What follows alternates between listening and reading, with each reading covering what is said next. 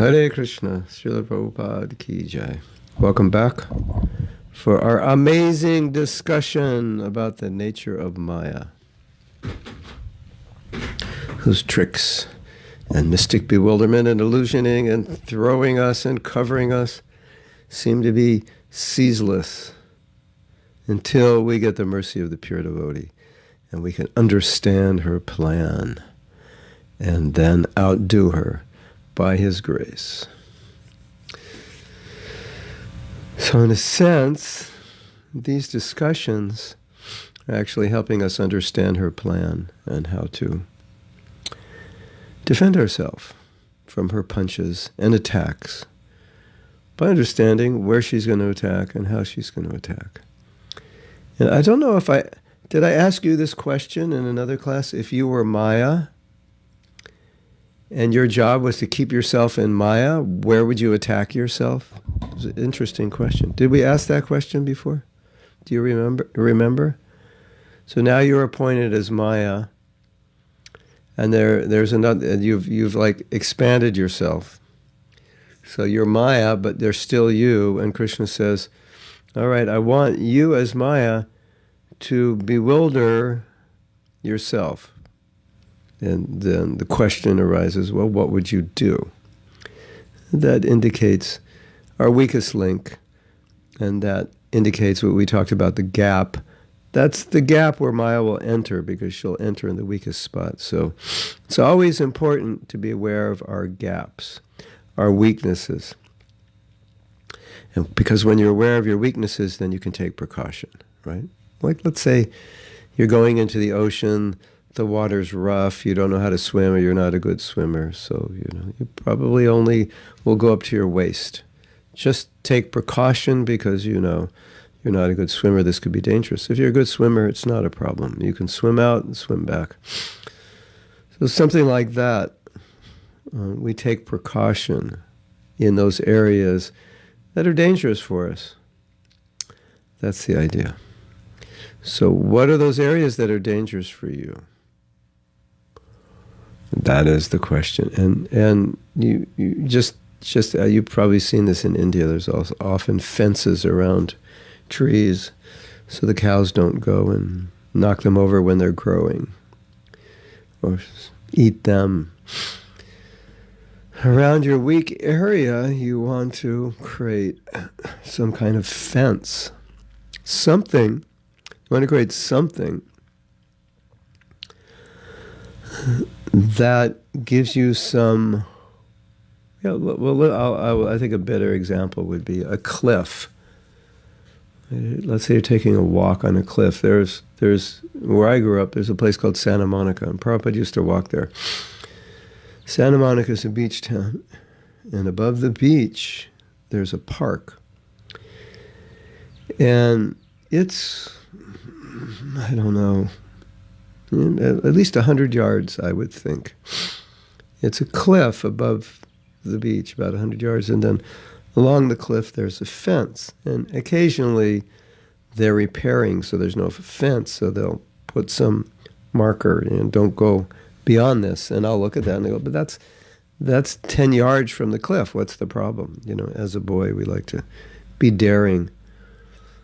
So it's something like that. Give yourself 10 yards from the cliff. Wherever your weakness is, don't go, always stop 10 yards before it, and then you're safe. So we have to, in a sense, protect ourselves from ourselves. We have to protect ourselves from our weaknesses. So wherever you feel you have a gap where Maya could really disturb you, if not destroy you, then you want to put up a little warning marker, don't get any closer to this than this. This is as close as I can get. And we were talking about what is Maya and utilizing your talents for Krishna, but there are situations for some devotees where they can't engage certain talents for Krishna because those talents for them are such a weakness that in trying to engage it For Krishna, it just turns into Maya. They just become self-absorbed, or it turns into sense gratification.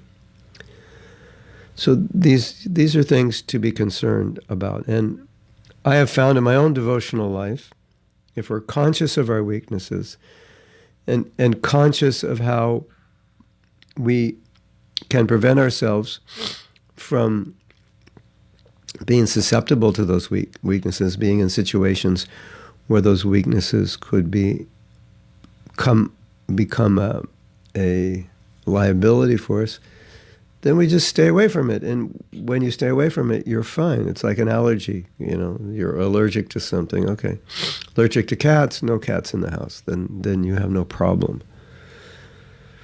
Unless you live in Alachua and you have my body, then that's different. But if let's say you're only allergic to cats, if you're allergic to pollen in general, it's hard to stay away from that. But if you're only allergic to cats, okay, if I get around cats, I sneeze, okay, I can't. So if I get around certain things in the material world, I'm allergic to them, I become very attracted. I forget Krishna. I lose my mind, literally or figuratively. And therefore, I can't have those allergens around me. That's how a devotee thinks. And sometimes when a devotee says devotional service is hard, then the question is, are you surrounding yourself with anything that's making it difficult for you? Have you not gotten rid of something? Oh, it's hard not to eat a bag of potato chips at midnight. Have you gotten rid of the potato chips? It's really hard to eat a bag of potato chips if there aren't any in the house, right? I know I shouldn't have any in the house, but it's my weakness. Okay, when you go shopping, bring someone with you and tell them, if I pick up the potato chips and put them in my shopping cart, take them out and put them back on the shelf. And of course, that sounds funny, but my point is that when you want to achieve something, sometimes you go to certain lengths like that to just prevent yourself from doing the wrong thing. And that's partially what it means to be a devotee, that you have to. Dayato vishayam punsam, Krishna said, don't meditate on sense gratification. You have to keep the objects that you would meditate on at a distance. And if they're at a distance, out of sight, out of mind, then generally you're okay. So that's just a precaution. So if you ever say, well, Krishna consciousness is difficult, then you may want to contemplate removing the things that make it difficult. Or like sometimes we say, it's difficult to concentrate when I chant. Well, is your phone on? Is your computer on? Are there things going on around you that are distracting? So you want to make it easy on yourself, that's the point. And you want to protect yourself. And in many ways, Prabhupada said that no devotee should think that they're strong in the face of Maya. Prabhupada said, no man should think in the presence of a beautiful woman that he's liberated. Liberated meaning that he's not attracted. So I may not feel particularly attracted. I may think I'm aloof. But Prabhupada's saying, be careful. You're not invincible. Don't think when you're in the presence of the very things that have kept you in the material world for unlimited numbers of lifetimes, you're liberated. And so, even if a devotee doesn't feel the attraction, but he knows those are the central points of material attraction, there's some distance, some etiquette in relation to those things, of how to deal with them. That's the idea. So I think that's a very important principle. You understand your particular kind of Maya, your particular kind of weakness, and then don't allow yourself to be in a position which would make it difficult to resist that. Always have some precaution, I'm not going to do that, because if I do that, it's going to lead to this and lead to that. I know myself. I know my weaknesses. I know I need before I even get close to something, I need to know that I can't get close to it. If I get too close, then it has a certain effect on me. That's the idea. And so that I think a lot of devotees think that when you become Krishna conscious, then you shouldn't have to do that. You should automatically be detached. But there's another way of looking at detachment, and doing that is a form of detachment. Like, I'll give you an example. Let's say a brahmachari is talking to a woman, and the brahmachari says, well, I'm not attached to women, so it's not a problem. And that could be true. But another way of looking at it is, if you're not attached to women, you wouldn't be talking to them. So sometimes the practice of detachment is not just a feeling of detachment, but it's an external etiquette of this is what it looks like if you're detached. And this is how you would act if you're detached. So you act that way as a matter of etiquette and as a matter of being acharya, teaching by example, and also as a matter of taking care of yourself.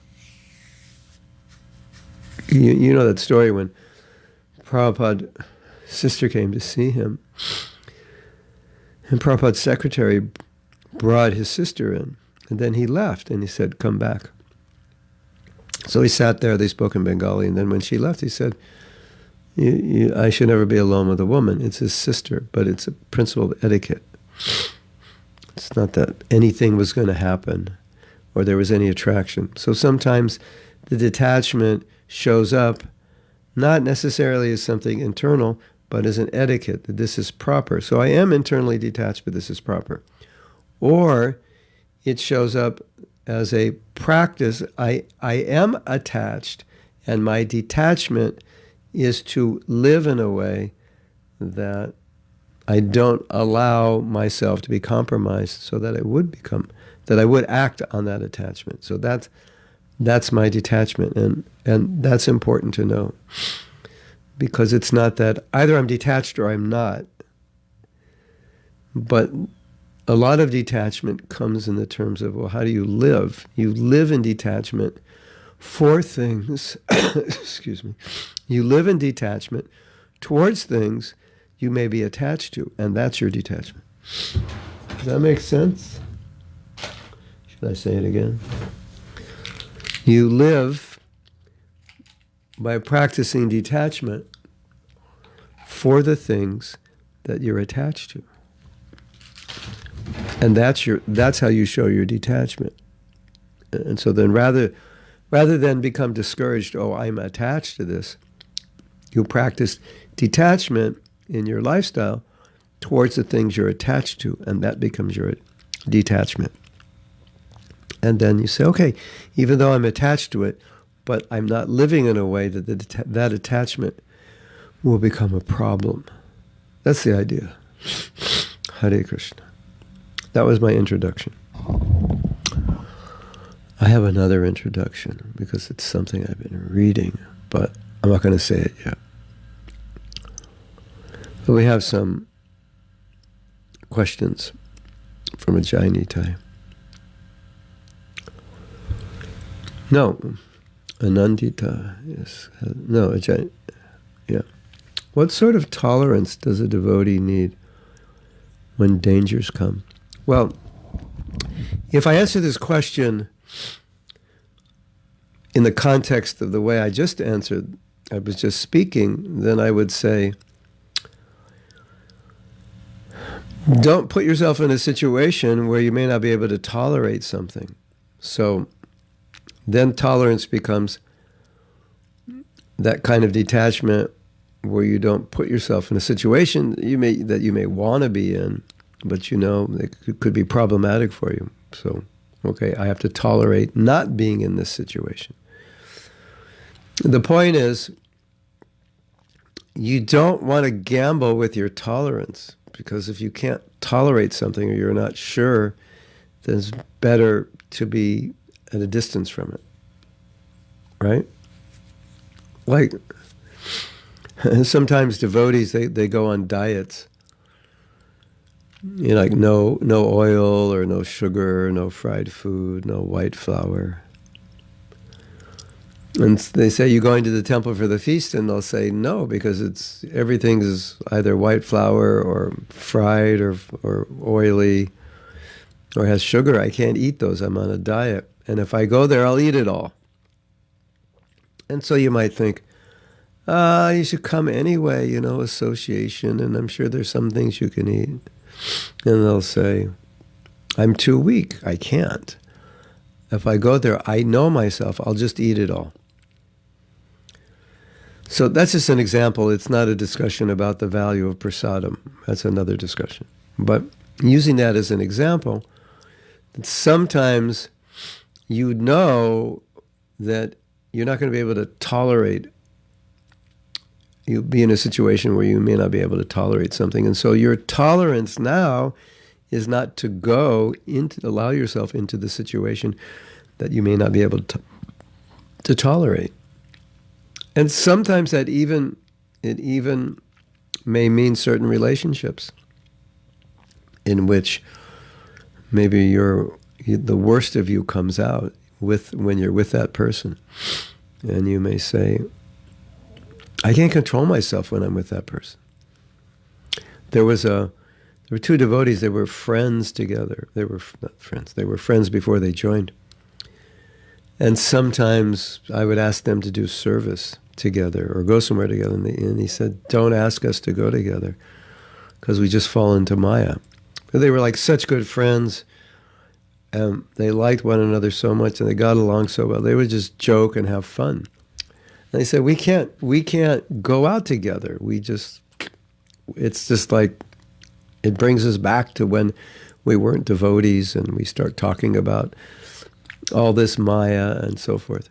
So sometimes it's like that. It's just like, we're not strong enough yet. Okay, so if I'm not strong enough, my detachment is to be wise enough to realize that and then not be in a situation. So if you have a question or if you're certain that a certain situation you will not be able to tolerate, it's better don't be in it.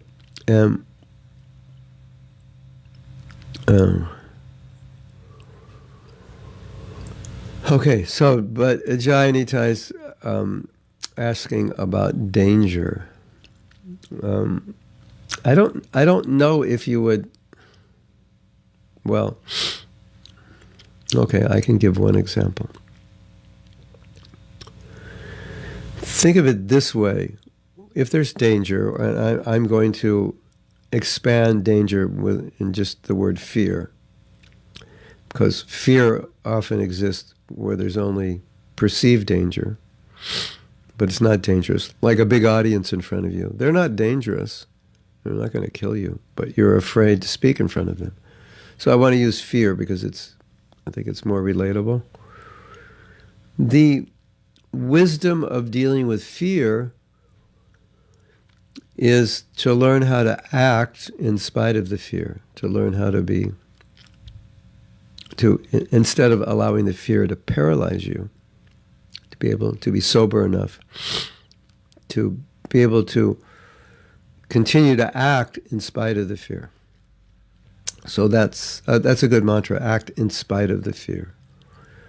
And many, many, many successful people, athletes, military, people in front of the public eye, they're often very nervous when they have to present or perform or compete, but they've learned how to keep their composure to a point that they can still perform their best. So I don't specifically know what kind of danger you're talking about, like someone pointing a gun at you. That's, how do I remain tolerant? You mean tolerating your own mind? Tolerating your own fear? Hare Krishna, Krishna Krishna, Hare Hare, Hare Ram, Ram Ram, Hare Hare. That's the ultimate resort of the devotees when there's danger. It's the holy name. Because Krishna, I have no one but you. A lot of times if we have to do something difficult. So I'll expand this. Danger, difficult, fearful. And Krishna consciousness is voluntary. So if we're doing some service and it's difficult, even if we're told to do it, ultimately we should understand it's voluntary. We don't have to do anything.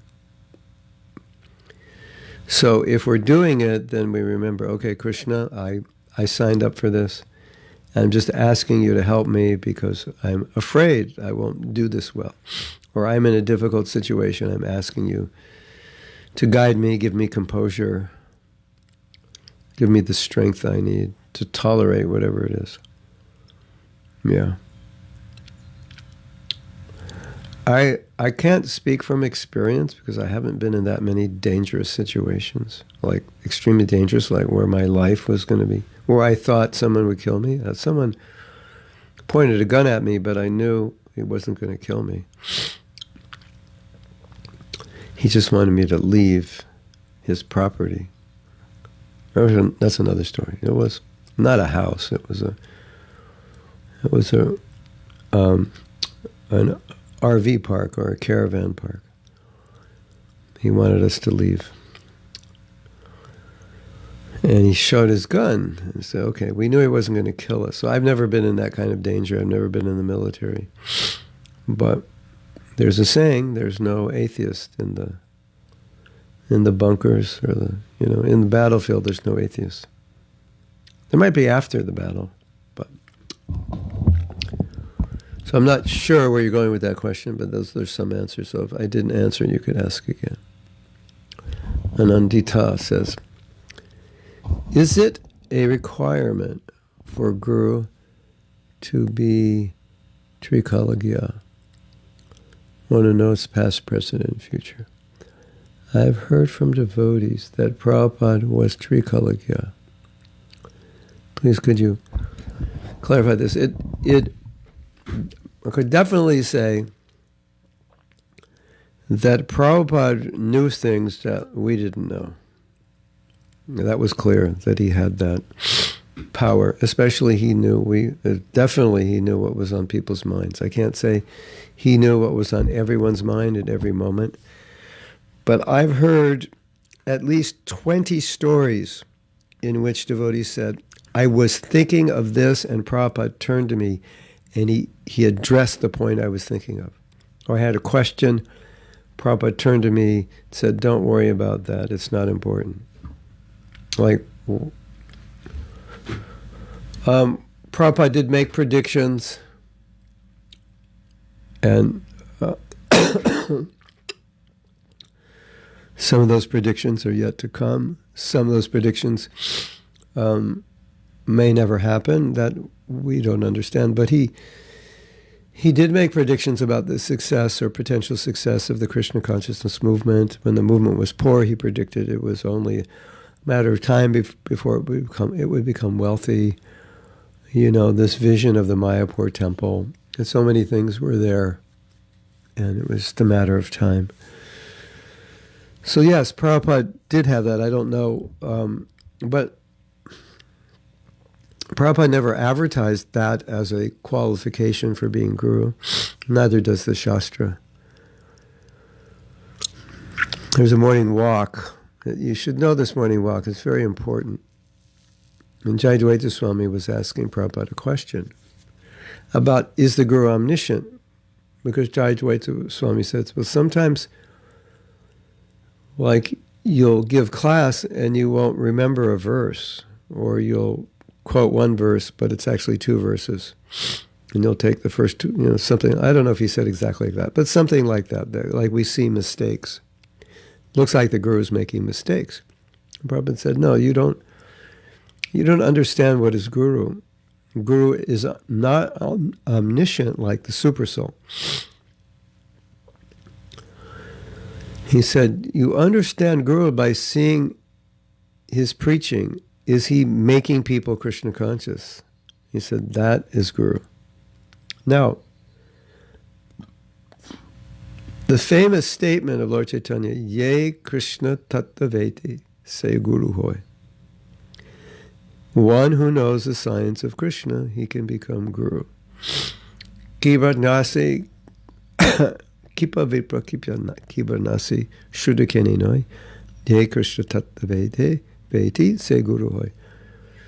It doesn't matter if you're a vipra, a brahmin, a sud kiba, vipra kiba, a sannyasi, shudra. One who knows the science of Krishna, he can become guru. So that was Prabhupada's consistent qualification. Of course, you must be initiated by a guru. Well, that's understood. You can't be guru if you're not in disciplic succession, properly initiated. So if you're properly initiated, you are properly following. You understand the tattva of what your guru said. You can exemplify that in your life, and you can explain that, then you're guru. So the confusion comes is there's different levels of guru. Prabhupada said, I want all my sons and daughters, boys and girls, to become guru. So, no, he said, I want all my sons and daughters and boys and girls like to become guru. Of course, Prabhupada meaning boys and girls in the future, obviously, but guru could mean Siksha Guru, guru could mean Diksha Guru, it could mean many things. But whether it's Siksha or Diksha or Vartma Pradarshika, the one who introduces you to Krishna, the qualification is that you know the science of Krishna. And it doesn't matter your social position. Now, Prabhupada said there are different kinds of gurus. Some gurus descend from the spiritual world. Some gurus are sadhana siddhas. They become perfect through sadhana. They were at one point conditioned souls, and they've become perfect. And then there's some gurus who are following the perfect path, who are not yet perfect, but they follow perfectly, and they teach perfectly what they hear their gurus say. And so now, if you look at things practically, Prabhupada was leaving the Hare Krishna movement to the hands of his disciples, and we need gurus to continue the disciplic succession. We need initiations and so forth. So maybe at that point we weren't qualified, but we could, you could say, grow into the clothes. Maybe the clothes were too big. We could, by sincerity, dedication, we could grow into the clothes. Of course, some didn't grow into the clothes, or they grew out of the clothes. They destroyed the clothes.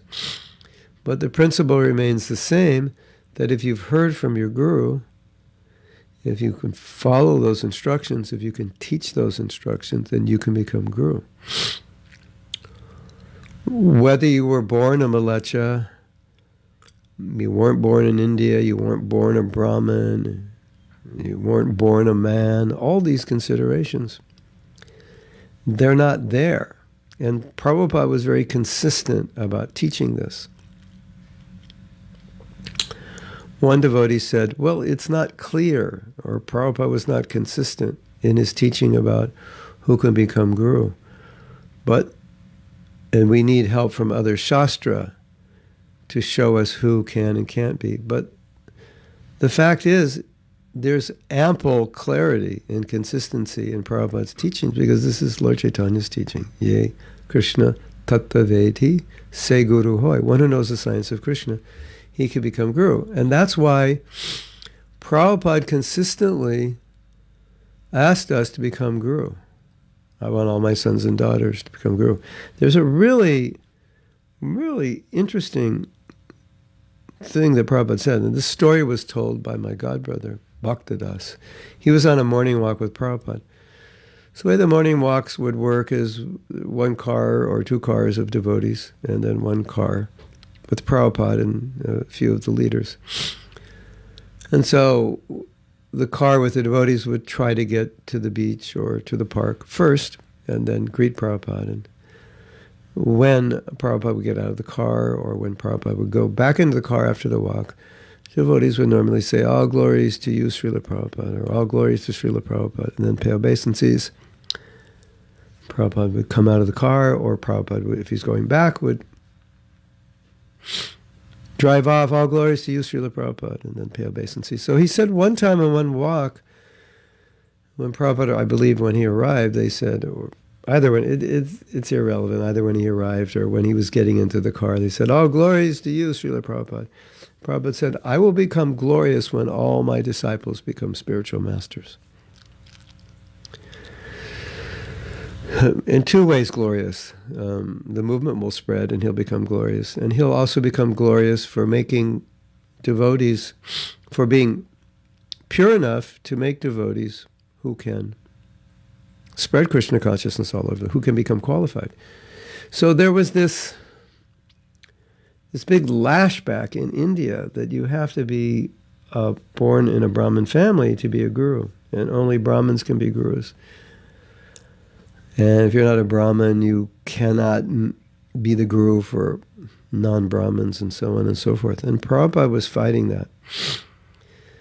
And one interesting way Prabhupada fought that was first to bring his dancing white elephants, his American disciples, to India in 1970. I think it was November, October or sometime. September maybe. He brought upwards of 50 devotees. He wanted 50. I don't know actually how many went.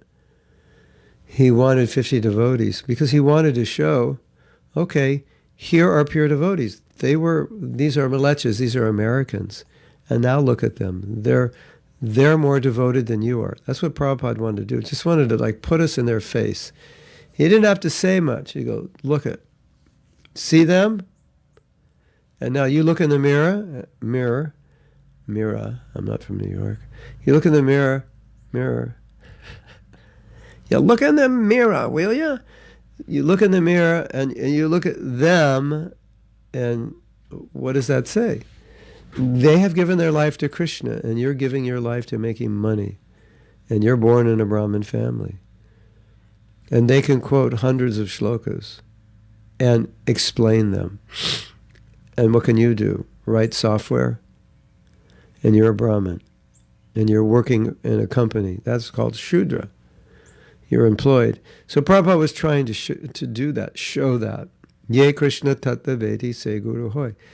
He was trying to show it. And he knew this was going to shake up India. He knew that.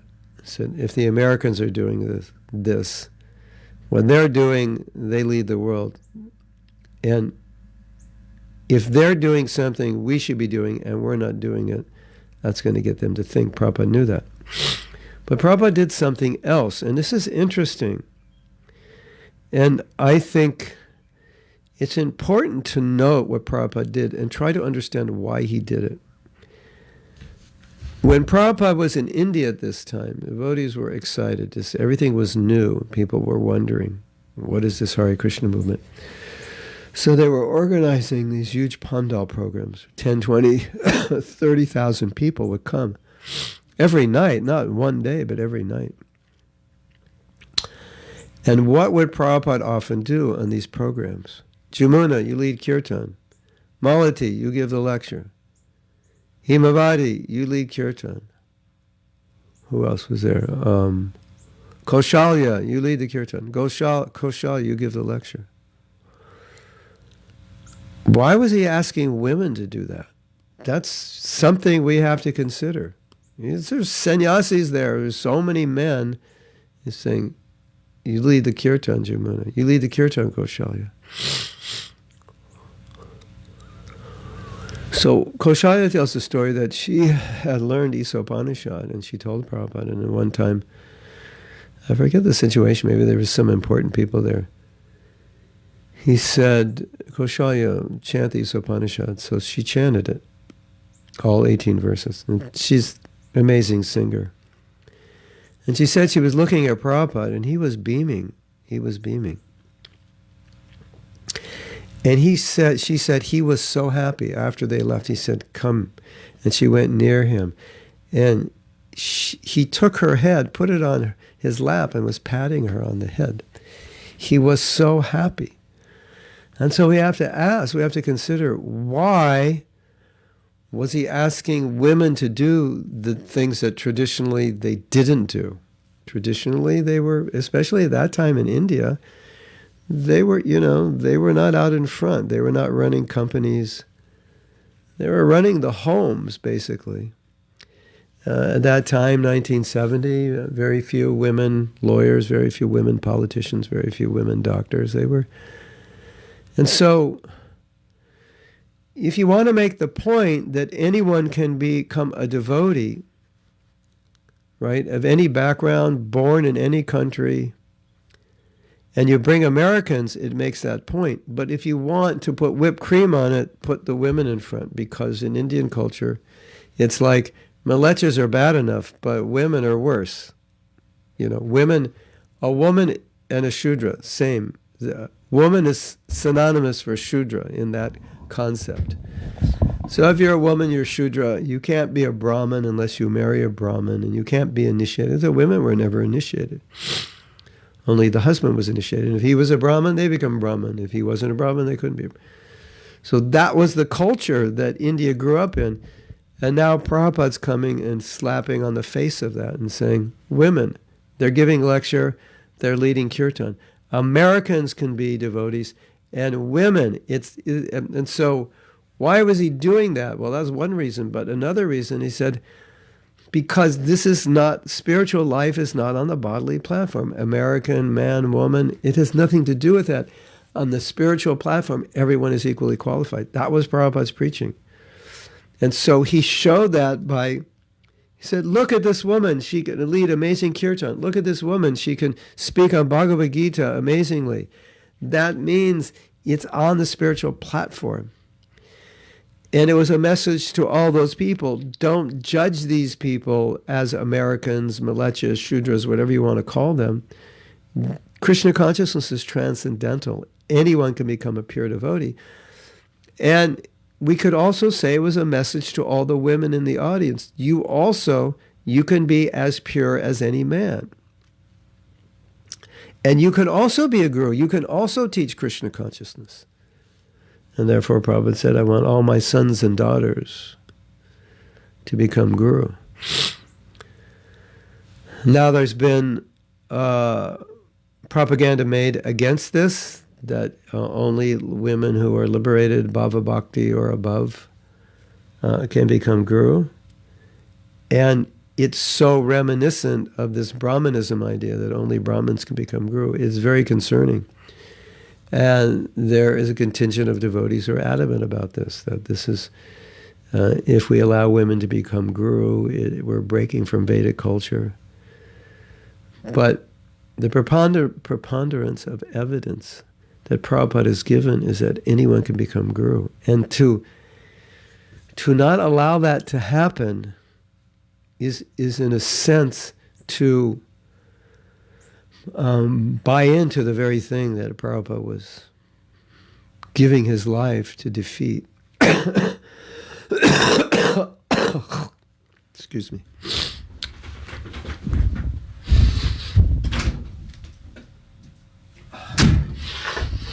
Oh, Gauranga.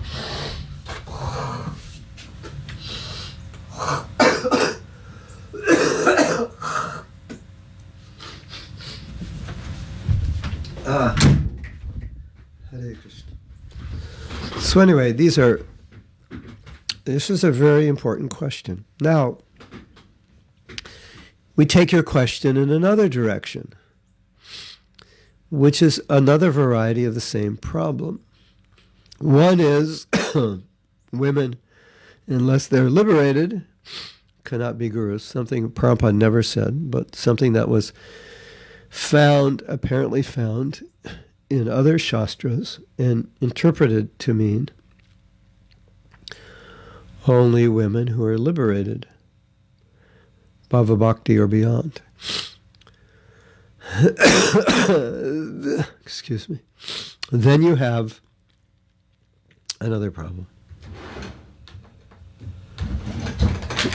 The Ritviks have adopted something similar. None of us are qualified to be gurus. And Prabhupada is saying, I will be glorified when all my disciples become gurus.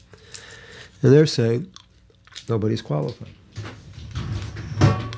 That kind of feeds into this same idea. We're Malechas, we're not qualified. Ye Krishna Tattvavedi se Guru hoy. One who knows the science of Krishna, he is Guru. Now you'll say, okay, Prabhupada said Guru, but you can be Siksha Guru. Where did he say that? Prabhupada said, I want all my disciples to be Gurus. He didn't specify what kind of Guru. Guru means Vartma Pradarshika, Siksha, or Diksha. When he said, I want all my disciples to become Gurus, but only when I tell you to become Guru can you do it, otherwise don't do it. He never said that. That's what they say anyway. So what we're seeing, an interesting phenomena, is there's so many doubts based on, oh, these devotees are not qualified, or women are not qualified. There's so many doubts. We start interpolating the clear instructions of Prabhupada. No, he actually didn't mean that, because if he meant it, he would have been more explicit. When he said something like, 50 times, that's not explicit.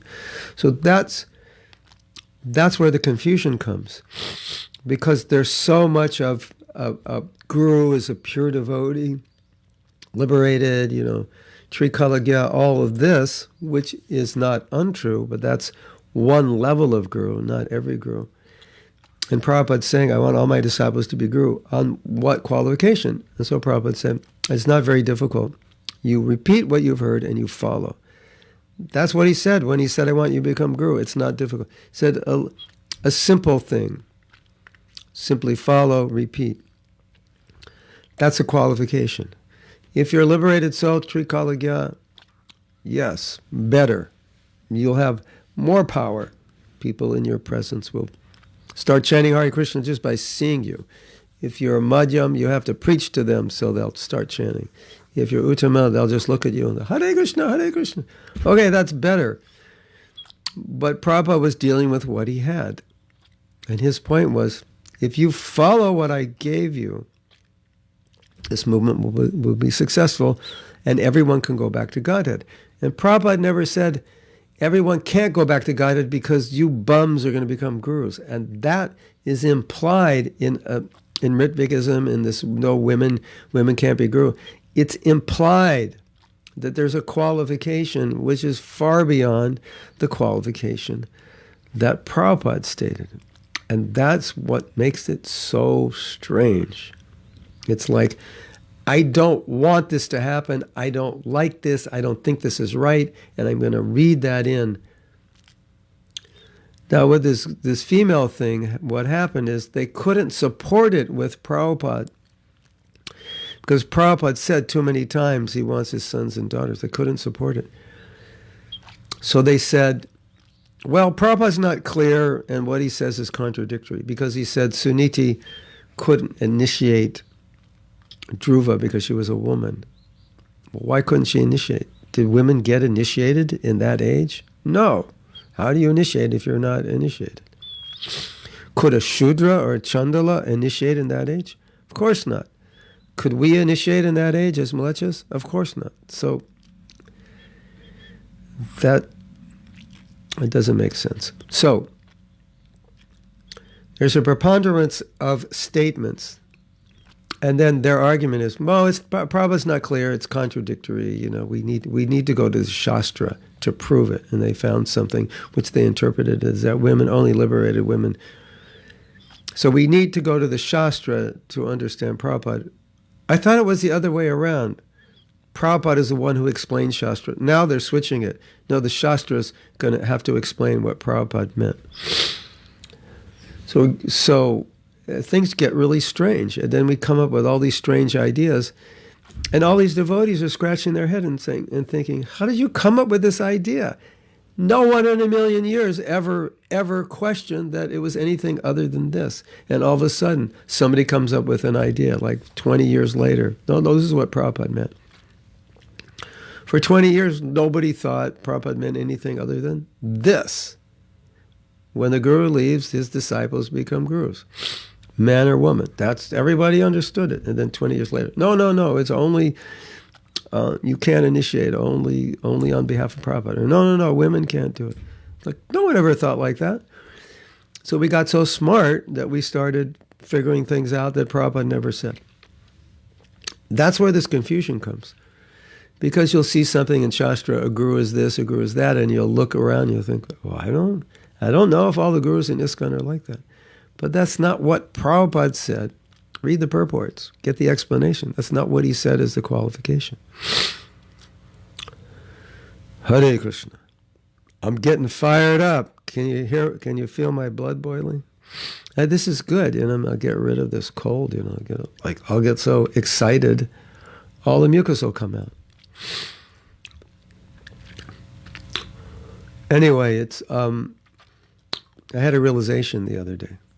And I'm going to throw this out. This is one of the most interesting things to contemplate. Grihastas are going to become gurus. Anyone who's qualified. I'm going to throw this out. It's interesting.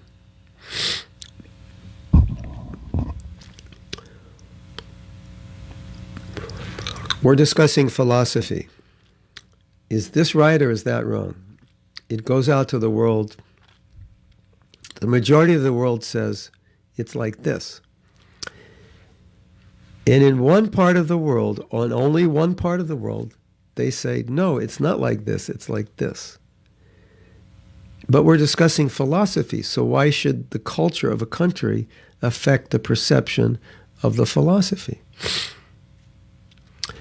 That is an interesting question, because it is affecting the perception. It's only in one country do you find the proponents of a certain idea, a majority. The majority of the world says, no, this is what Prabhupada said. In this country, they say, no, this is what Prabhupada said. Isn't that interesting? I thought we were discussing philosophy.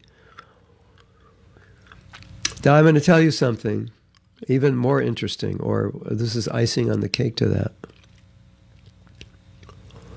I was debating once with a devotee who was saying things which I thought were extremely inaccurate, extremely narrow, and prejudiced. I won't say misogynist, because he's not a misogynist, but I would say prejudiced, pro-Manu Samhita literal implementation, kind of. That's my exaggeration of my personification of him. So he would say things that I would think, this is not Prabhupada's mood. This is not what he said. So we would discuss on email. And then his famous line, which is very interesting. Get ready, ladies and gentlemen. This is real world ISKCON 2020. Well, this wasn't 2020, it's probably 2015. He said, I was debating back and forth, giving my arguments, and he said, no, you're wrong, you're wrong, you're wrong. Giving what I considered very weak arguments, or highly interpretive arguments. And then his final punchline was, you cannot understand this because you don't live in India. Whoa! Meditate on that. You cannot understand this because you don't live in India. I never read that. What Shastra is that in? What lectures did Prabhupada give and say, I've just decided, here I am in Los Angeles, I've decided there'll be no more classes and no need to read my books. Only when you're living in India will there be classes and books. So I guess that's a polite way of saying, basically you're a Malecha, and until you live in India, you'll remain a Malecha. And because you're a Malecha, you can't understand philosophy. So that's where it's gone. That's interesting, isn't it? Okay, that's all I'll say about that. You can meditate on that reality, that there's a disagreement on a philosophical point. And the only people that disagree are in one country. That says this is not a philosophical argument. This is more philosophy has become a social issue in my mind. Anyway, I better stop now because you probably got an answer you weren't even expecting. Hare Krishna. Okay. Does a spiritual master experience bad dreams after taking sins of his disciples? Prabhupada said, yes, he does. And Prabhupada especially said that if the disciples commit sins after initiation, experiencing bad dreams is one way. And I think Prabhupada was speaking of his own experience. So Prabhupada said that when you get initiated, be careful to not commit sin. So your spiritual master will suffer. So Krishna Karshini says, what in case okay, now we're back to weakness. Our weakness overwhelms us, and we are so weak we can't or even don't want to overcome our weakness. And we become attached to our weakness, to the point we don't want to give up. Suicide is the recommendation in that case. So, okay, don't take that too seriously yet. I have to explain it. There's a verse, and Lord Chaitanya said something interesting. He said, as we know, sexual attachment is the binding force to the material world, and that has to be controlled. And Lord Chaitanya said, worse than attraction to women is the association of people who are attracted to women, because that will impel you to enjoy that. So he said, if you're in this situation and you're on a downward spiral, he said, we don't want to take this literally, but he said, better to kill yourself, because if you don't kill yourself, you're going to kill yourself spiritually, which is much worse. So you can take that analogy that if you're on the path to destruction, it's better you die before you kill yourself spiritually, because that's not as bad. So that's something to contemplate. The next thing to contemplate is that when you're in a situation where you can't help yourself, you're going to need the help of others to get a hammer and start hammering your head. But you have to allow them to hammer your head, because if you don't allow them, even though they hammer it, it won't do anything. You won't feel anything. So when you're in a situation where you tell yourself, I feel helpless, I can't enjoy this, I can't give this up, at that point you need others' help, either one or a group of people who you confide in and say, I need your help. I need to talk to you every day about this. If I ever decide to do this, please intervene. Please call me up. Please. And you can tell them what you want them to tell you. Say, if I ever do this, tell me this. Just read this paper and tell me this. This is what you have to do something. There is another option, and the other option is destroy yourself. And after destroying yourself by doing it, you'll realize that was really a stupid choice. And you'll come back to your senses. But that is not the way we want to do it. But that's what will happen. If you're at heart a devotee, that's what will happen. And then you can spend the rest of your life feeling guilty and regretting that you did that and you were so stubborn and stupid. The other thing I would say is that stubbornness and that attachment is an indication of very unhealthy psychology. You know something's wrong and you don't want to listen to anybody. That's a very unhealthy state to be in. So I would reflect on these things. Because that's a dangerous state to be in. And that means if you don't give in to this, you could give in to something else later. Or you could give in to this and give in to other things. And that in order to pull yourself out of a strong attachment, you require mercy. And I would say that you would need to consider how to get that mercy and consider how you're not getting that mercy now, or what are you doing to prevent yourself from getting that mercy, because when you get Krishna's mercy, with it comes intelligence and strength to deal with this stuff. So the fact that you're not dealing with it well means mercy is lacking, and then I would ask that question, why? And you might say, well, I'm not getting mercy because of the attachment. Well, that's a good answer also. If that's true, then step back a little bit. Get someone just to throw you off the cliff if that's what's necessary. So you finally do it. And then you'll get some mercy, and then you'll get some sobriety and intelligence, and then you'll be able to detach from it.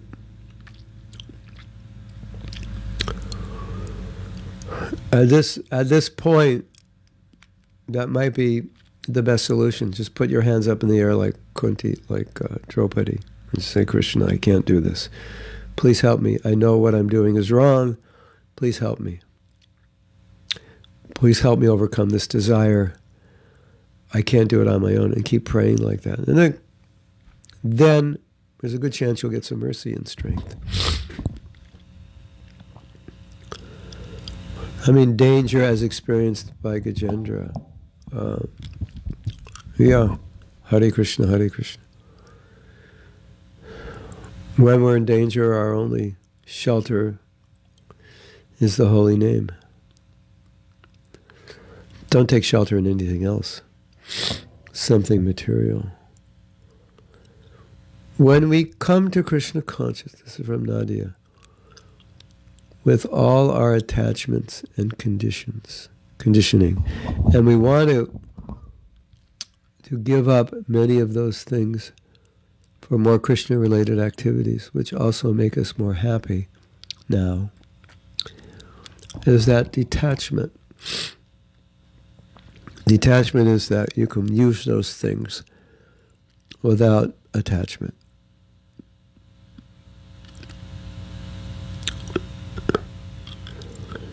But like I was saying before, we talked about yesterday, you have some ability that could be used well in Krishna consciousness. And you say, I'm not going to do it because I like it.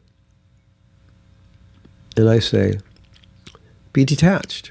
Just do it to give Krishna pleasure, because if you do this, it will help.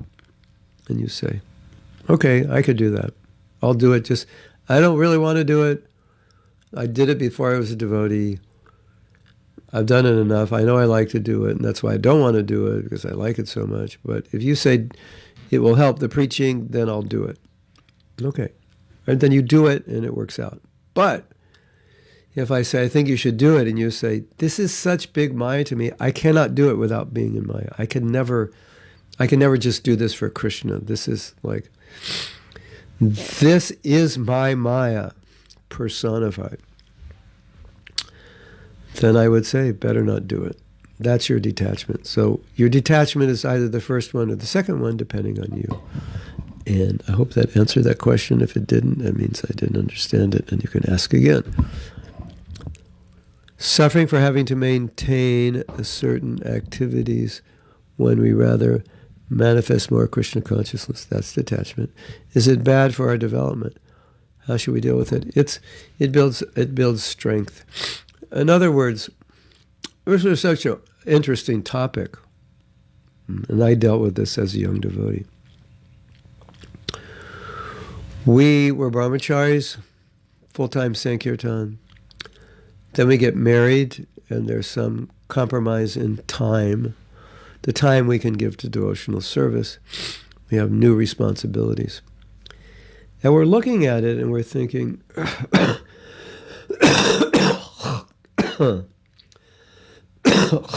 excuse me.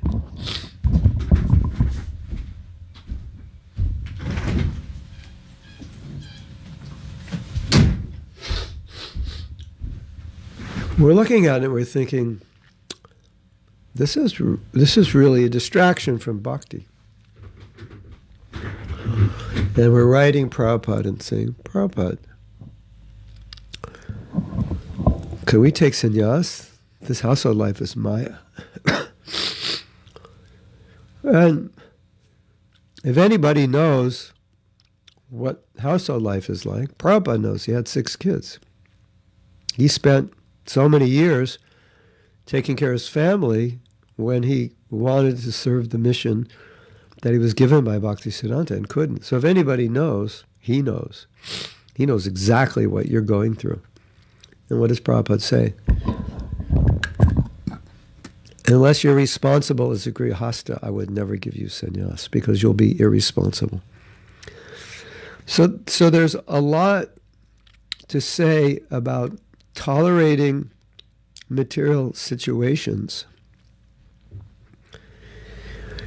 in order to remain steady in our duties, which builds character, strength, and responsibility, upon which we now have a strong foundation to build our Krishna consciousness into the future. Because another way you could phrase this, Nadia, is saying, what if you're doing something and you don't like it because you'd rather be doing devotional service? So should I just give that up? Of course the answer is, can you give it up? Is it possible to give up? Do you have to do that? And your answer is, yeah, well, I need to do that to maintain myself. So then why even contemplate giving it up? Because you can't. And the fact you don't like it and you still do it because it's a duty to maintain yourself builds strength. As opposed to, I don't like it, it's not Krishna conscious, I'll give it up. Then you develop this pattern of irresponsibility. That things get difficult, you give them up. You don't like to do it, you give it up. Just want to do what I like to do, and that's all. If I don't like to do it, I'm not going to do it. And why should I do it? And it's just karmi work, and I'd rather be serving Krishna. Yeah. Okay, great. You like to eat? You like to have a place to live? You like clothes? Well, then you have to do that. You want to live in the temple? Okay, fine. That's the alternative. You say, I don't like to work this and that? Great. You want to sleep on the floor and get up at 4 o'clock in the brahmacharya ashram, sleeping on top of like 10 other women, sharing one dirty bathroom? If that's what you want to do, fine. That's the alternative. But if that's, well, I don't know if the bathroom's dirty, but in the winter it's cold. But what's your memory of ISKCON? Cold bathrooms in the winter. Hare Krishna. That's just a joke, but I do remember a lot of cold bathrooms in the winter. So, if that's not your alternative, then, and Prabhupada's saying, look, you chose to get married because you're attached to women. So why pretend you're not attached because it's difficult? Why pretend, I'm so detached, I don't have to work. Okay, what are you going to do? You travel the world and preach? Is that your alternative? Just depend on Krishna. If you get a chapati or not, you don't, you'll fast. Be real. So Prabhupada's saying, he's saying, you got married because you need that. You're attached to women and you have to go through that. So don't give me this I'm detached business. I just want to serve Krishna. Prabhupada's throwing back, no, that's not what you're saying. You're saying, I'm telling you you're irresponsible.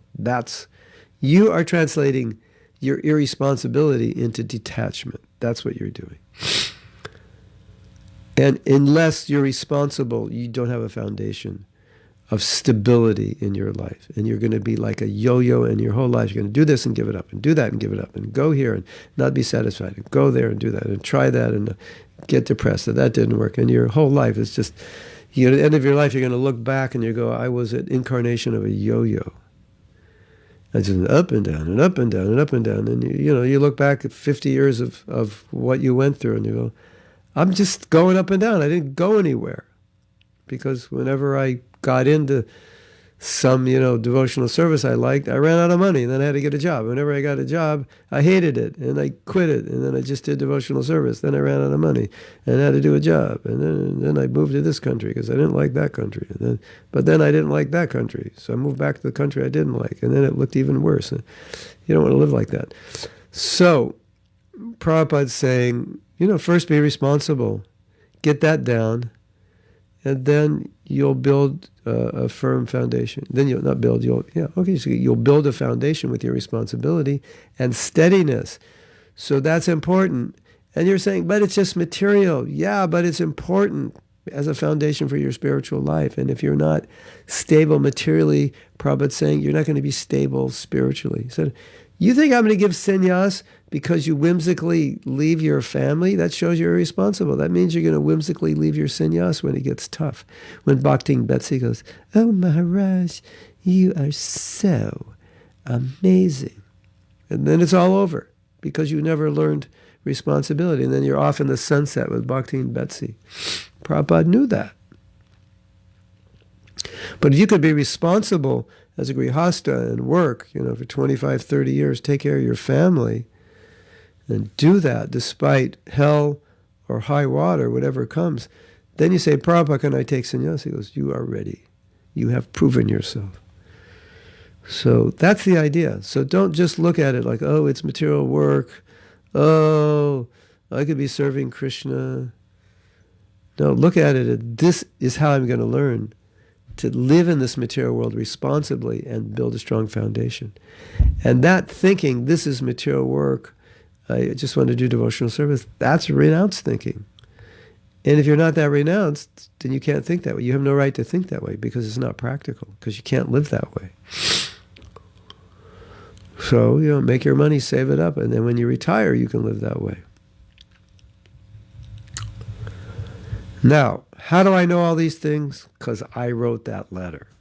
And that's the answer I got. And that's how I know these things. So I'm just telling you what I understood Prabhupada was telling me, because I wanted to leave my family and take sannyas. And Prabhupada was just saying, you're irresponsible. Which was so obvious to everybody except me. Which is kind of the way the world works, right? Things which are obvious to everyone are not necessarily obvious to the person who's making the mistake. Now, okay. A lot of people say, I like your classes because they're practical. I want to reword that. I want to say, it's not practical, it's common sense. And if you like something because it's common sense, what that means is that we're having a common sense, deficit. We may be having a common sense deficit when we read Shastra and misinterpret it in a way that we understand it in a way that isn't common sense. And I've seen this happen. I'm sure you've seen this happen. No, this is what Shastra means. But that doesn't make any sense. It's not the way the world works. No, it's transcendental. It may be, but in general, it's practical. So, if you analyze everything I said today, it was, okay, there was Shastra, but basically just common sense. So, maybe we need a new pranam mantra. He's bringing common sense. Why do we need to bring common sense in? We should all have it. But we get thrown off from our common sense by misunderstanding. Okay, I have a question. Sometimes I get really agitated with other people's mind. Other people's maya. Is it okay to just avoid certain people? It's okay, but I would ask you to... That's not a normal reaction. I mean, the whole world's in maya, Imagine we were all like that. We'd all go out to work and we'd be screaming and yelling at everybody. What did you say? I really get agitated. You walk into work and I'm really agitated because you're all here and I have to look at you. I mean, that's weird, isn't it? I'm so agitated I had to take the tube and there's so many non-devotees. I look at their face, I just can't deal with it anymore. That's not good. So I would look at why you feel that way, because it doesn't, unless you're like an avadut transcendental and you're just you can't deal with non-devotees, it sounds like something unhealthy to me. But I'll leave that for you to determine. Okay? I want you to meditate on them. What do you think's going on that you would just get so agitated? We should be compassionate. We should be tolerant. We should be respectful of people. The other day I was giving class and I was making this point, which I think is important to meditate on. Our philosophy is founded in the concept that we're all equal as spirit souls. And Trinadapi Sunichena, that we should respect everyone. And then we go out in the world and we start criticizing people and, oh, that guy, he's just a dirty karmi, And this guy, he's a loser and, these people are fools, they're at McDonald's, have they no brain? And we're just like, it's like, what does it mean to respect everyone? How are we learning to respect everyone? And I think it's just dangerous, because I think many of us are not learning to respect everyone. We're learning how to put everyone down. And if you join ISKCON and all you've learned is how to put people down, then may God save you. That's not what Prabhupada is trying to teach us. He's trying to teach us to respect everyone. So you have to ask yourself, you give the class, we're all equal. We're not the body, and we respect even an ant. And then the next sentence, and those dirty karmis, meat eaters, filthy mlechas. So what does it mean to respect everyone? Excuse me. My body is producing more mucus than it's getting rid of.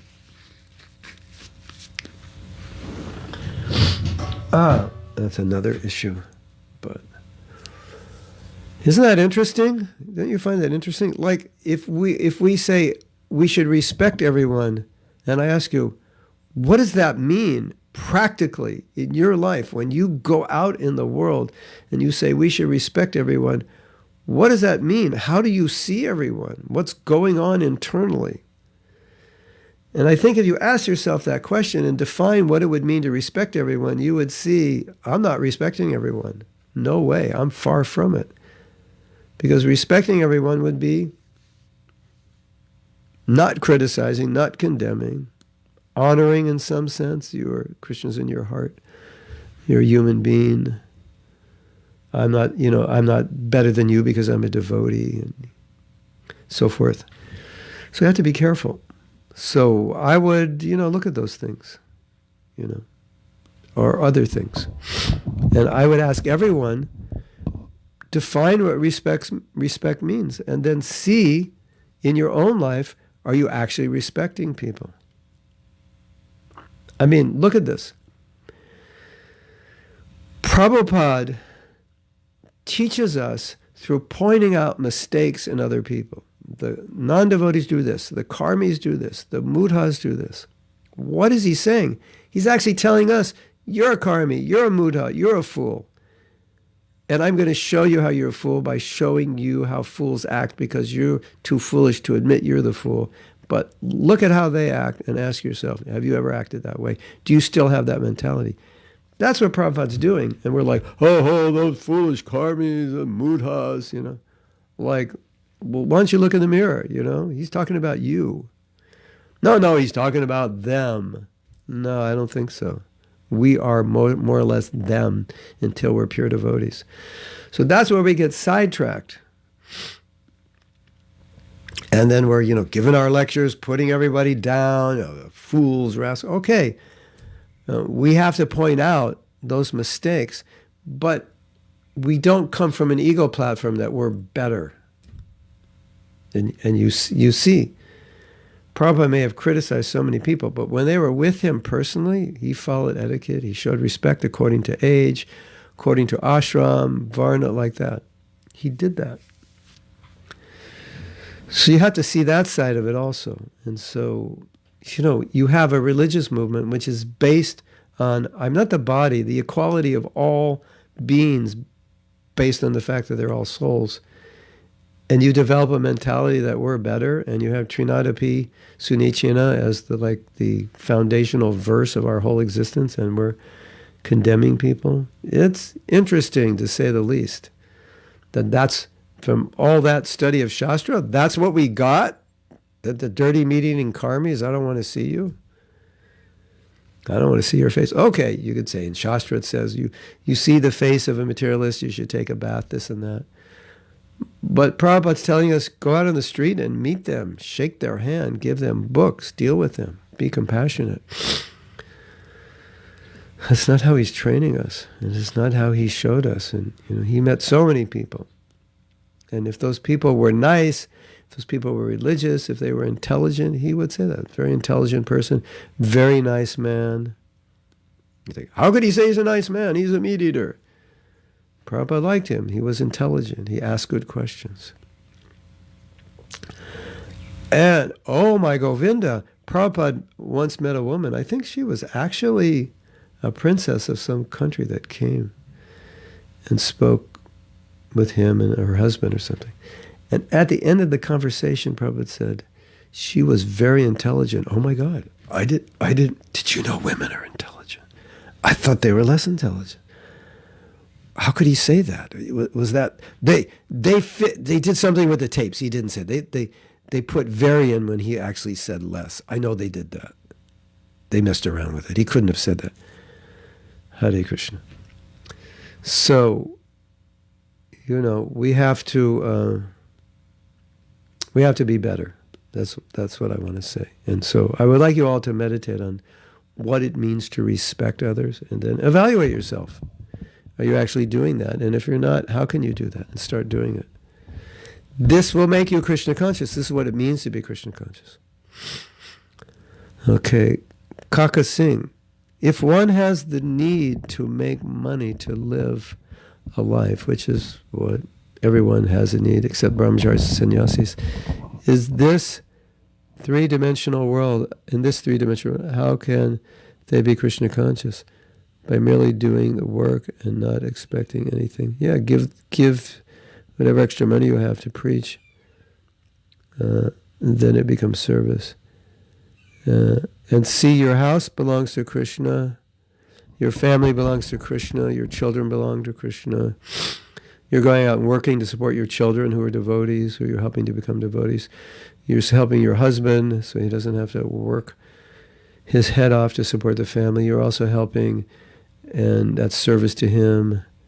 And do something at the office to inspire people to be Krishna conscious. My philosophy is you should have clothes that have mottos on them, sewn on them, or T-shirts, or whatever the dress code is. And every day people will see a different motto in your shirt. Oh, what does that mean? Let me read that. Wow, that's profound. You can always Krishnaize everything. And,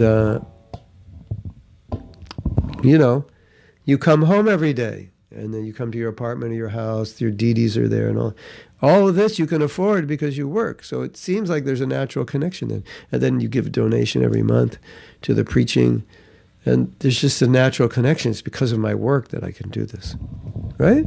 So see it like that. And Krishna is in every atom of your office, in case you didn't know. And in between every atom at your office. And in the heart of every employee.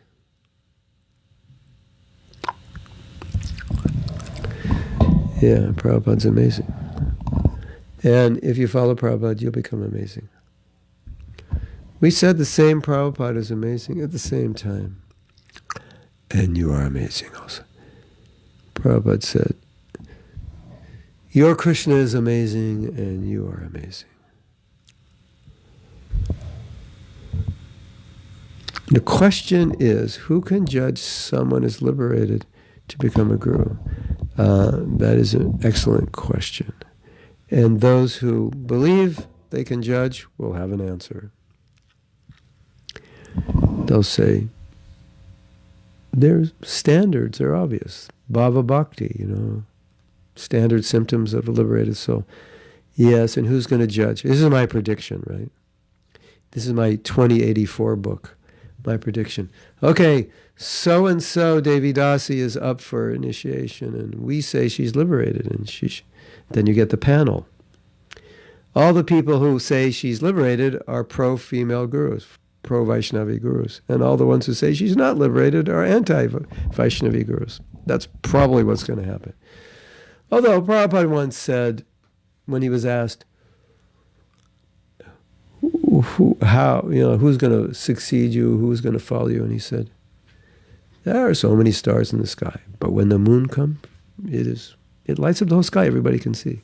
So it's kind of like, it's supposed to be, if the person's liberated, we can all see, it's obvious.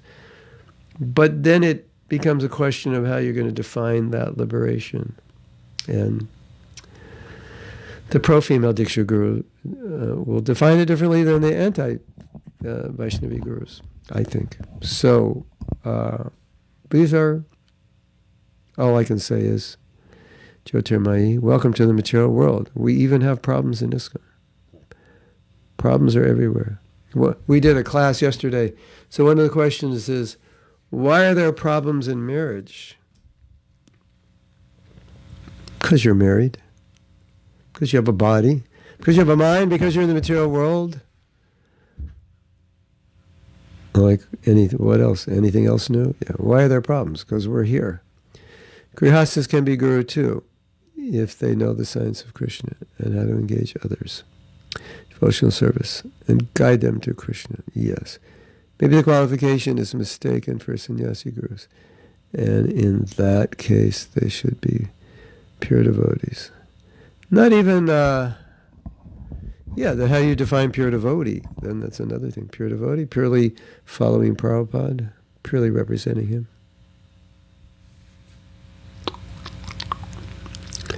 Majority of India understands the philosophy in a bodily conception. Srila Prabhupada gave us transcendental. Yeah, India is battling with a caste system for centuries, so it's a challenge for them. Prabhupada challenged everything they taught, but so did Mahaprabhu. He challenged everything that they believed.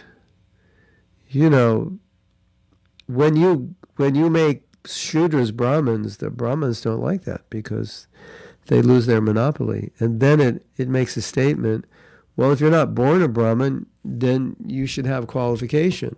Whereas if we just leave it to being born as a Brahmin, we have a monopoly and we don't really have to be qualified. And that's why monopolies are illegal.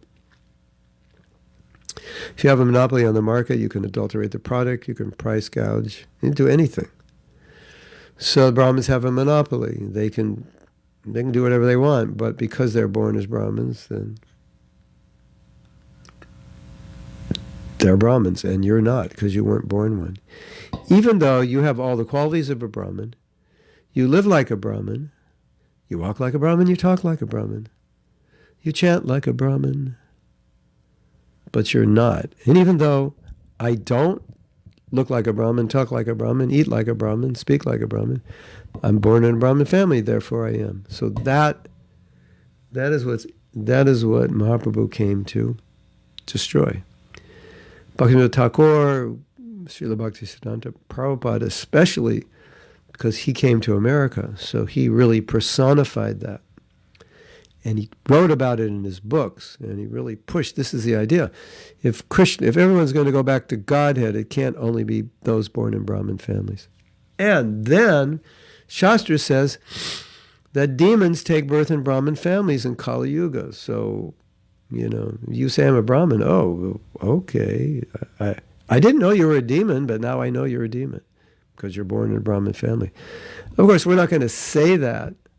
And I don't know if that's universally true, but anywhere the Shastra says that. In Kali Yuga, demons will be born as Brahmins, and then they'll misuse how do you know they're a demon? Well, those Brahmins who misuse their position and offend the pure Vaishnavas who say you're Amalechas, that they must be in that category, right? I agree 100% to what you say. If you don't agree 100% with what I say, I won't love you anymore. Yet, there are still ISKCON temples in India that are very important. Srila Prabhupada's instruction is not followed more than India's culture. Yeah, that's another question. It may be that sometimes due to situations that we have to adapt a little bit to the Indian culture to be accepted. So sometimes Prabhupada allowed that, like women pujaris, if they do puja, it's not publicly, they'll behind curtains. This is not acceptable. And then ISKCON could lose its credibility. So that may be there. John says, this topic interests me. The other day, I discovered several beautiful letters where Prabhupada wrote about women gurus. Funny quotes. One reason why I left the Jesuits 30 years ago was, this is interesting, was the treatment of qualified women in the church. So as I learned more about Prabhupada, as he Lives from you and others, I love them more. Can you send me those quotes? I'd like to see them. I probably know them, but I'd like to see them. Yeah, Prabhupada was quite a revolutionary, wasn't he? The Beatles sang about a revolution. Prabhupada actually created it. I'm wondering if there any sense debating with narrow-minded devotees and people in general. It looks like we will not change their point of view of the person we debate with. This position will become our enemy. Yeah. A lot of devotees have concluded that rather than debate an issue, a man convinced against his will is of the same opinion still. Oh, I have hot tea. I didn't know that. It's very essential for me when I give class.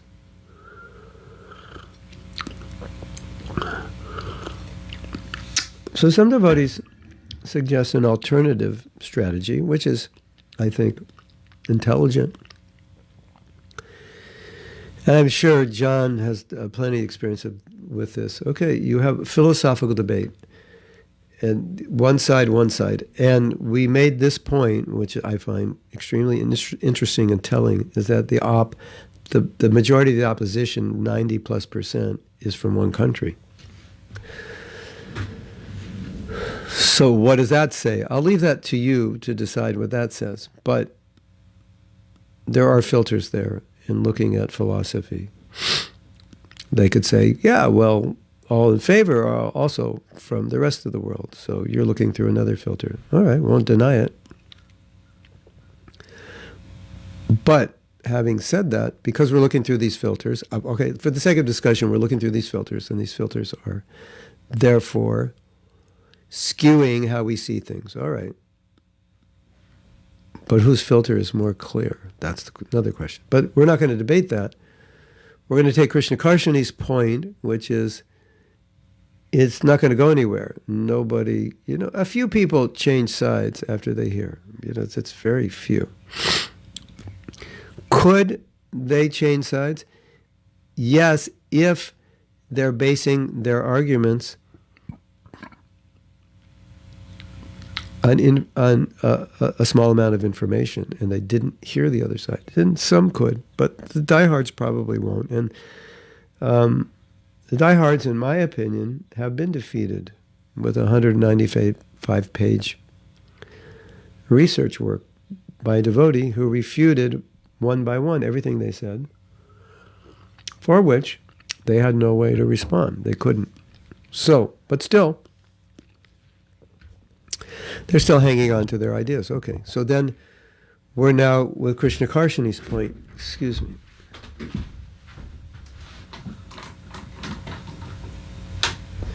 So you take the discussion to the next level, which is what the GBC had tried to do, but still the anti-Vaishnava Diksha guru people are not satisfied with this. But the GBC tried to make compromise. So say, okay, well, how about we'll just do it outside of India? No, because there are Indians outside of India. How about just first initiation, not second? No, because women aren't supposed to give initiation unless they're liberated. So they're going. And now someone's suggesting, what about women just initiate women? I think they're going to still say, no, not till they're liberated. So it doesn't seem that the anti-party is going to compromise. So then the next obvious way to proceed is to ask the question, how are we going to proceed in a way that we can stay unified? Because these two ideas exist.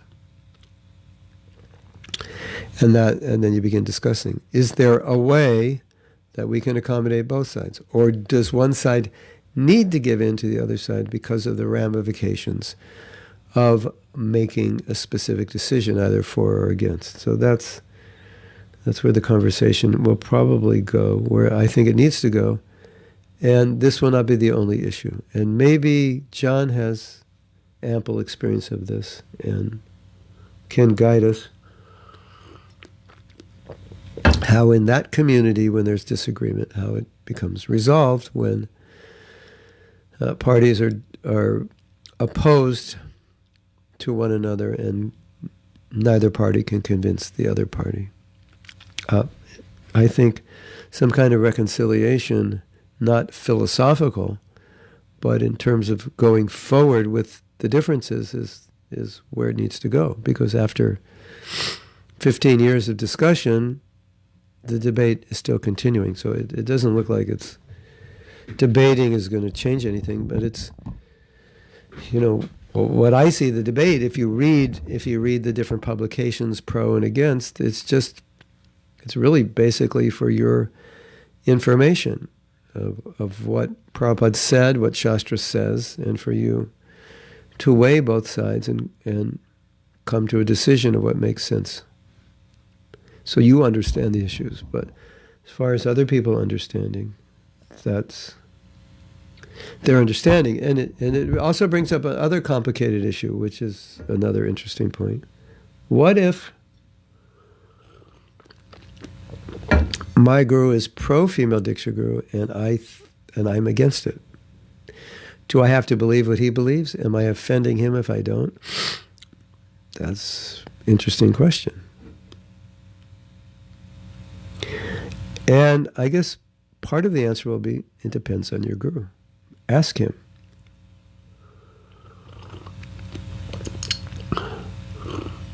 Of course, unless you're just going to take initiation from a woman who's not authorized to initiate it, it's a moot point, because until the GBC makes a decision, you can't do anything.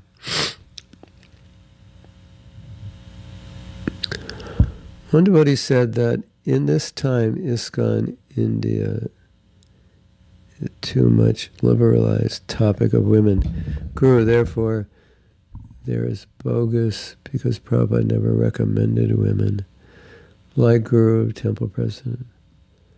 No, he did. He recommended, I think, Jamuna and Govinda Dasi to the GBC. So that's false. It's a false idea.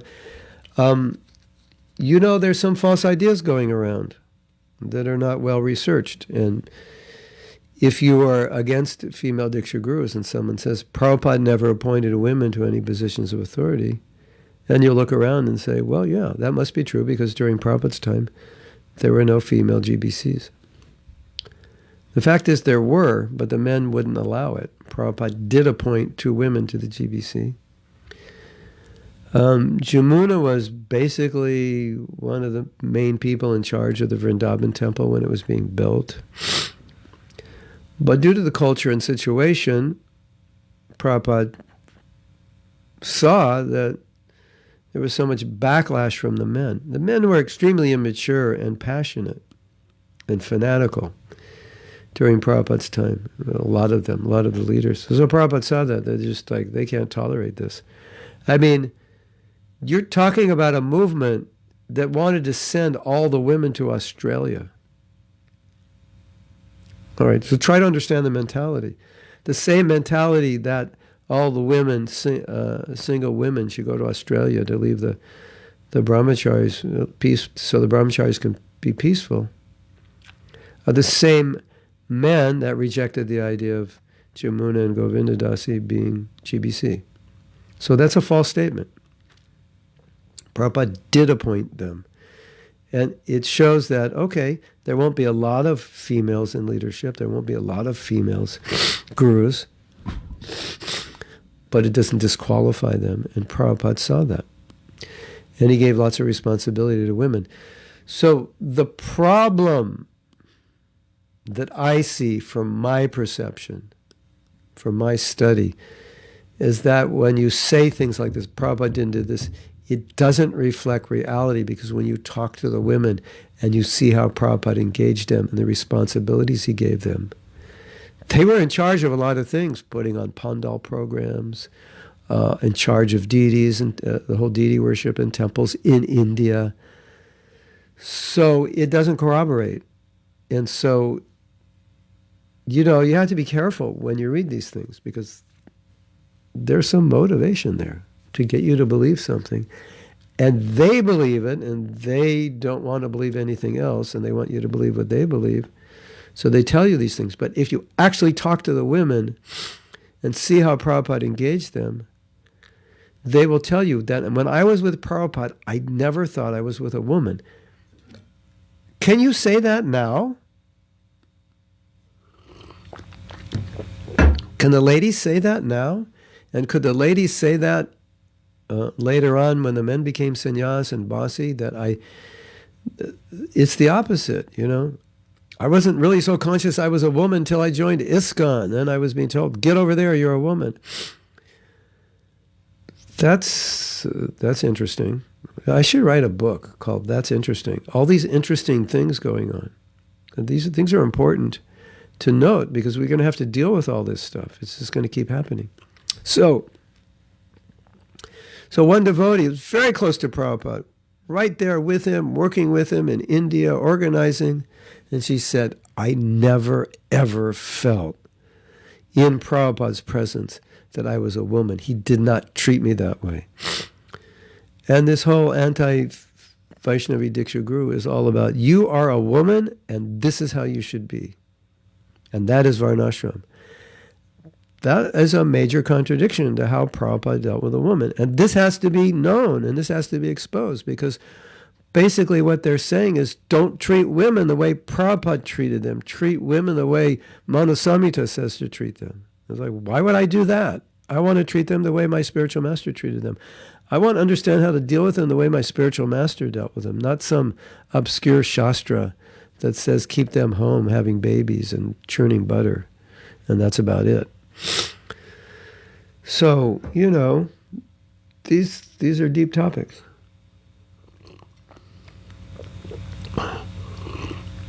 And that's what's behind this issue. This female Diksha Guru is just what's in front of our face. But behind it is the whole attitude towards women in general. And Prabhupada's attitude for women needs to be known from the women. There's a story. This mother had sent her son to Gurukul, and he was not treated properly. And she was so upset by the mistreatment. She got on a train from Vrindavan. She just flew. Prabhupada was in Mumbai. She flew into Mumbai, just like so upset. She walked right into his room. Prabhupada was giving darshan, sannyasi's guest. And Prabhupada looked at her. And he knew her. He worked with her. He said, Kashori, you want to talk to me? Yes, Srila Prabhupada. It's very important. Prabhupada said, okay, everybody leave. Everybody leave. So it was just Prabhupada, the sannyasis, and her. And she's saying, this is what's going on in the Gurukula.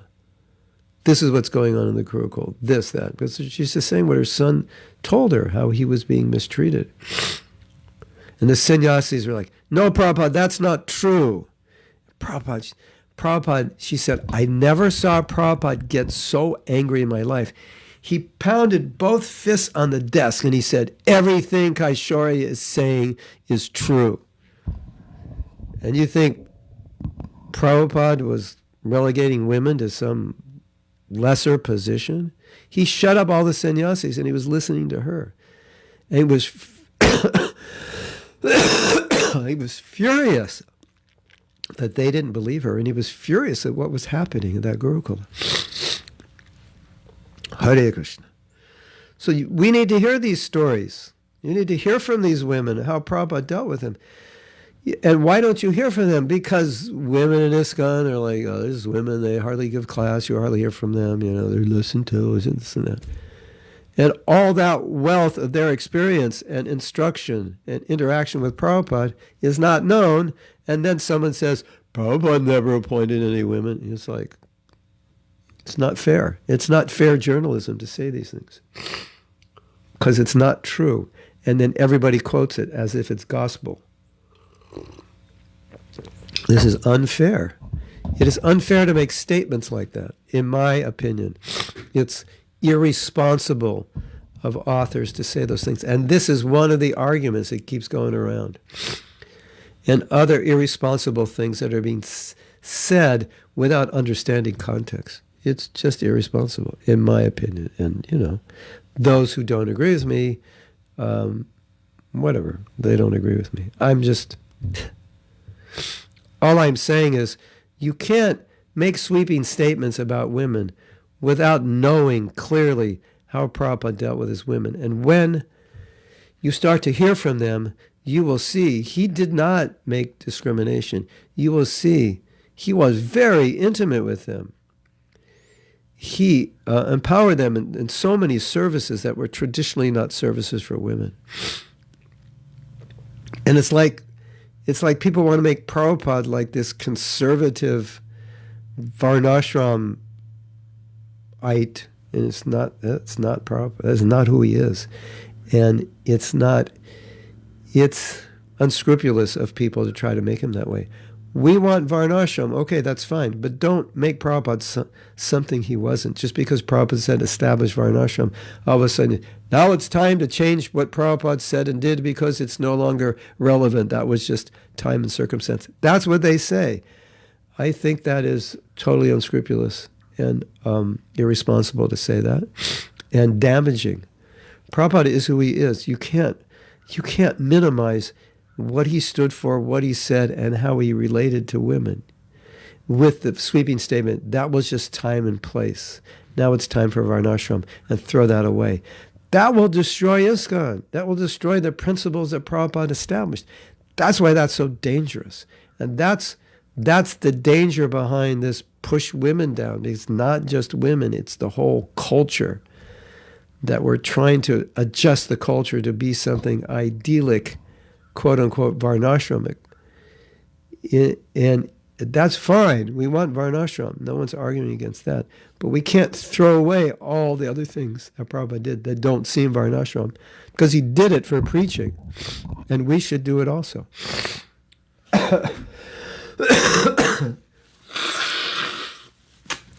Hare Krishna. Oh, Mahatma Prabhu, you're on fire. Yeah, this is a very disturbing topic for me. Hold on.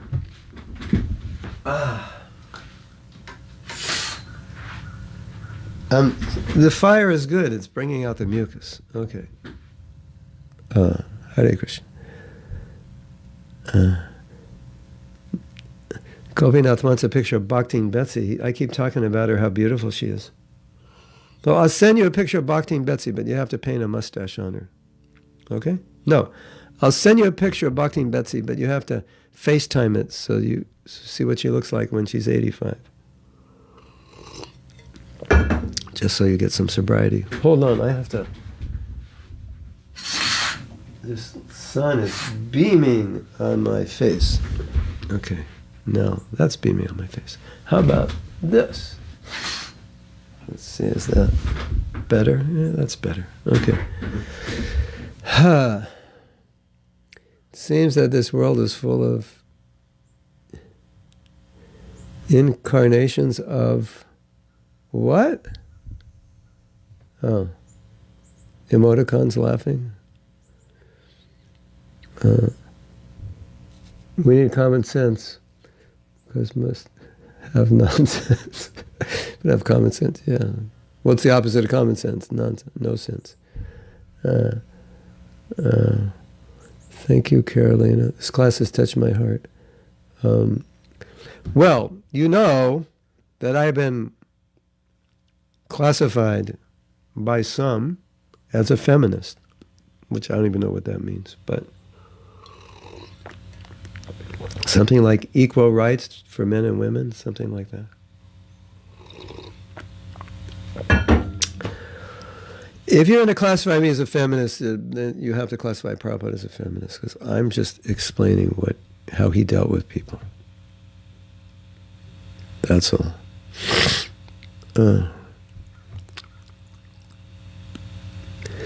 Yeah, those T-shirts. Well, we have those T-shirts. I keep promising. They're being made slow. Krishna Kanta, get those T-shirts moving. We need those. Gopinath needs to wear those T-shirts to work. Krishna is in every atom of your office and in the heart of every employee. Needed to hear this. Okay, Charlene, when you go to work today, try to see that. You'll have an amazing day. Thank you for answering my question. Truly appreciate it. You're welcome, Kaka. I'm loving this class. So many stereotypes burnt down. About being responsible grihastas, responsible with our jobs. What is being responsible with our jobs? Leave us no time for devotional service. No, that answer was for you, Nadia. That whole answer was just for you. The more you hate your job, the more you should stick it out, because it's going to build character. It's going to build strength. And you know what, Nadia? By doing that, you'll find time for devotional service. You will. You will. But within the context of being responsible for yourself. Used to be heard pulling in past, still in some places. Used to be beard pulling in past. Oh, this kind of topic. But some communities are trying nonviolent communication with difficult conversations. Even so, yeah. We have a dispute resolution office, and they're actually taking both sides of the Diksha Guru, female Diksha Guru issue, and they're mediating. Yes, the book called That's Interesting. Okay, so every time I say, that's interesting, write it down and send it to me, and that'll be in the book. Write a book about this topic. Yeah, if I wrote a book about this topic, it wouldn't be about female Diksha Gurus, it would be about the female perspective. But I think there's a book coming out. We have to see it.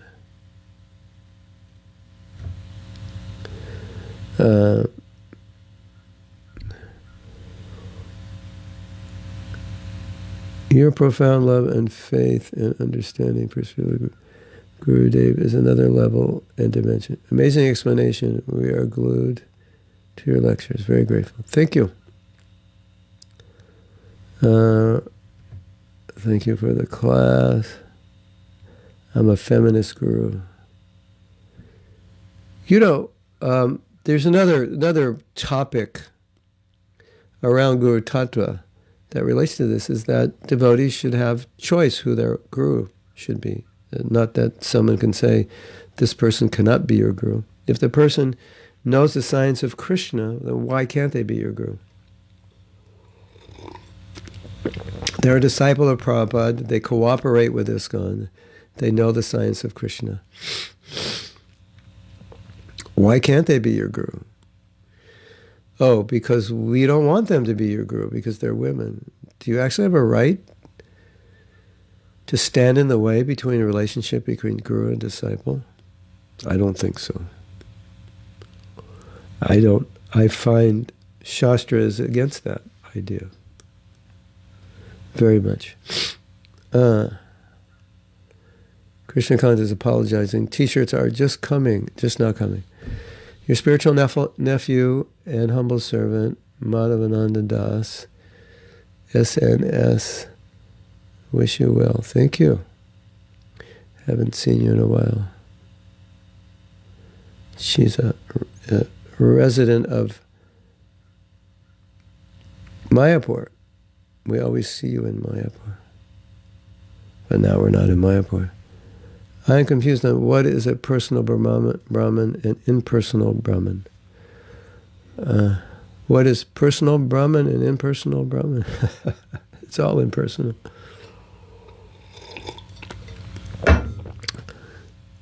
Personal Brahman would be Krishna is the source of Brahman, and impersonal Brahman means it's like the sun.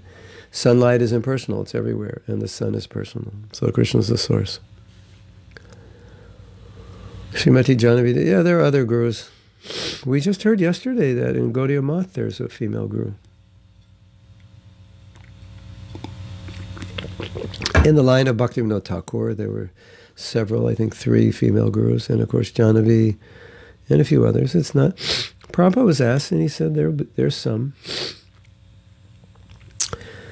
My joke is if you want to get gurus who don't fall down, then just get women. It's the men who have the sexual problem.